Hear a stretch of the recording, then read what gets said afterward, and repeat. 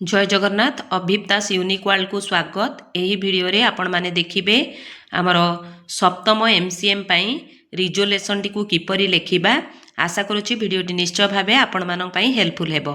प्रथमे एही परि भाबरे हेडिंग दे देबे अधिवेशन नंबर 7 तारीख 2/2026 अद्यता 2026 तारीख सोमवार दिन अपराह्न 2 घंटा समय रे आम विद्यालयर समस्त शिक्षक शिक्षयित्री को नहीं एक बैठक अनुष्ठित होइथिला। एही बैठक रे सप्तम क्लस्टर स्तरीय बैठकर आलोच्य विषय बिंदु गुड़ी को समस्त शिक्षक शिक्षयित्री को अवगत करा जाइथिला। Directorate of teacher education and SCERT Odisha Bhubaneswar पत्रांक 133 तारीख 7/1/2026 और ओसेपार पत्रांक 601 तारीख 17/1/2026 अनुजाई आयोजित एही बैठक रे निम्नोक्त विषय बिंदु गुड़िक आलोचना करागला। प्रथमे थिला स्वागत और कार्यसूचीर सूचना प्रदान।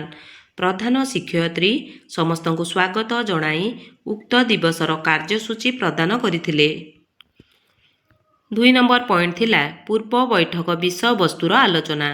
षष्ठ एमसीएम रे आलोचित विषय वस्तु उपरे सम्यक आलोचना करागला। 3 नंबर पॉइंट हैला पंचम और अष्टम श्रेणी वार्षिक परीक्षा 2025-26 मौलिक स्तर शिक्षणर सर्वेक्षण फाउंडेशनल लर्निंग स्टडी 2026 उपरे थिला। पंचम और अष्टम श्रेणी वार्षिक परीक्षा रे मूल्यांकन रे दिया जाइथिबा गुरुत्व प्रश्नपत्र प्रस्तुति पई विभिन्न दिग लिखित प्रकल्प कार्य वार्षिक परीक्षा पई अभ्यास प्रश्न विषय रे आलोचना करागला। तृतीय श्रेणीर भाषा और गणित विषय रे फेब्रुआरी और मार्च 2026 रे परख एनसीईआरटी द्वारा सर्वेक्षण करा जिबाकु थिबारु नमूना विद्यालय रे अभ्यास नमूना प्रश्नपत्र को नियमित अभ्यास कराइबा कथा कुहागला। 4 नंबर पॉइंट थिला जानुआरी मासर शैक्षिक कैलेंडर शिशुबाटिकारु तृतीय श्रेणी पर्यंत 9 मंथ प्लानर रो जानुआरी मासरे थिबा प्रथम रु तृतीय श्रेणी एवं शिशुबाटिका पई शैक्षिक कैलेंडर को आलोचना करा जिबा सह प्रति श्रेणीर शिक्षार्थी माने जेपरि उक्त मासरे थिबा शिक्षण फलाफल को हासिल करि परिबे से विषय रे बुझाई दियागला। 5 नंबर पॉइंट हेउची श्रेणी परिचालना बहु श्रेणीर भाषा और संख्या ज्ञान पई पाठटिका और शिक्षकक गतिविधि योजना प्रस्तुति और उपस्थापना। भाषा ज्ञान रे 120 मिनिट समय रे भाषार 4 खंडीय रूपरेख मौखिक भाषा विकास डिकोडिंग पठन लिखन और संख्या ज्ञानर 90 मिनिट रे स्थूल पर्याय चित्रित पर्याय अमृत पर्याय रे किपरि पाठटिका प्रस्तुत कराजिबो और शिक्षादान समय रे शिक्षकक गतिविधि किपरि रहिबो सेही विषय रे आलोचना करागला। 6 नंबर पॉइंट हेउची विद्यालय परिदर्शन और आलोचना। चेकलिस्ट आधार रे एमसीएम आयोजित विद्यालयर शैक्षिक और भौतिक वातावरण पर्यवेक्षण करी निज विद्यालयर शैक्षिक और भौतिक वातावरण किपरि उन्नत करि हेबो सेथि निमंते समस्तक मतामत नियागला। 7 नंबर पॉइंट थिला श्रेणी पर्यवेक्षण साधनी क्लासरूम ऑब्जर्वेशन टूल एवं शिक्षण सोपान रेजिस्टर उपरे। एथिरे पाठटिका प्रस्तुति कार्य पुस्तिकार व्यवहार नियमित मान निर्धारण और शिक्षण सोपान रेजिस्टर सूचक विषय रे आलोचना करागला।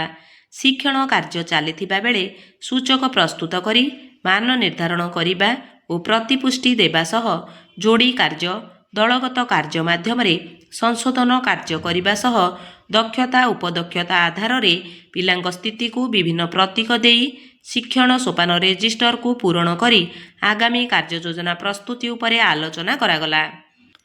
8 नंबर पॉइंट थिला जिला भित्तिक शैक्षिक आलोचना। भल प्रदर्शित शिक्षण कार्य विषय रे आलोचना करागला। जदि किछि हार्डस्पॉट थाए मिलित उद्यम रे समाधान करने को चेष्टा करिबा नचेत ब्लॉक दायित्व रे थिबा शिक्षक प्रशिक्षकों को जणाइबा कथा कुहागला। 9 नंबर पॉइंट थिला संक्षेपण।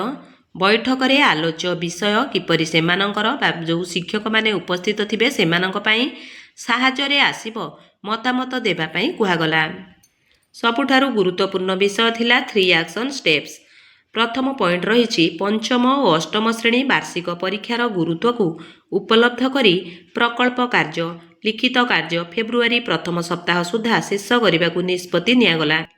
ନିୟମିତ ପାଠଟିକା ପ୍ରସ୍ତୁତି କାର୍ଯ୍ୟ ପୁସ୍ତିକାର ବ୍ୟବହାର ସହ ମାନ ନିର୍ଦ୍ଧାରଣ ଉପରେ ଗୁରୁତ୍ୱ ପ୍ରଦାନ କରିବାକୁ ନିଷ୍ପତ୍ତି ନିଆଗଲା।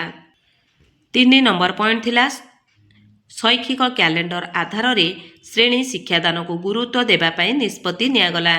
ଶେଷରେ ପ୍ରଧାନ ଶିକ୍ଷୟିତ୍ରୀ ସମସ୍ତଙ୍କୁ ଧନ୍ୟବାଦ ଅର୍ପଣ କରି ସଭା ସାଂ ଘୋଷଣା କରିଥିଲେ।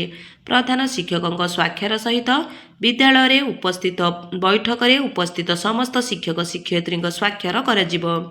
ଏହା ଥିଲା 7th MCMର ରିଜୋଲ୍ୟୁସନ୍, ଯାହାକି ଆପଣମାନଙ୍କୁ ସୋମବାର ଦିନ ଅର୍ଥାତ୍ 2/2/2026ରେ ସମସ୍ତ ବିଦ୍ୟାଳୟର ରେଜିଷ୍ଟରରେ ଲେଖିବାକୁ ପଡ଼ିବ। MCM ରିଜୋଲ୍ୟୁସନ୍ ରେଜିଷ୍ଟରରେ ଲେଖିବାକୁ ପଡ଼ିବ। ଆଶା କରୁଛି ଭିଡ଼ିଓଟି ନିଶ୍ଚୟ ଭାବେ ଆପଣମାନଙ୍କ ପାଇଁ ହେଲ୍ପଫୁଲ୍ ହେଇଥିବ। ଯଦି ମୋ ଭିଡ଼ିଓଟି ଆପଣମାନଙ୍କୁ ଭଲ ଲାଗିଥାଏ ଭିଡ଼ିଓକୁ ଲାଇକ୍ କରିବା, ସେୟାର କରିବା, ମତାମତ କମେଣ୍ଟ ମାଧ୍ୟମରେ ଦେବା ଏବଂ ଯେଉଁ ବନ୍ଧୁମାନେ ମୋ ଚ୍ୟାନେଲରେ ନୂଆ ଅଛନ୍ତି ନିଶ୍ଚୟ ଭାବେ ସବସ୍କ୍ରାଇବ୍ କରିବାକୁ ଅନୁରୋଧ। ରହୁଛି ଧନ୍ୟବାଦ। ଜୟ ଜଗନ୍ନାଥ।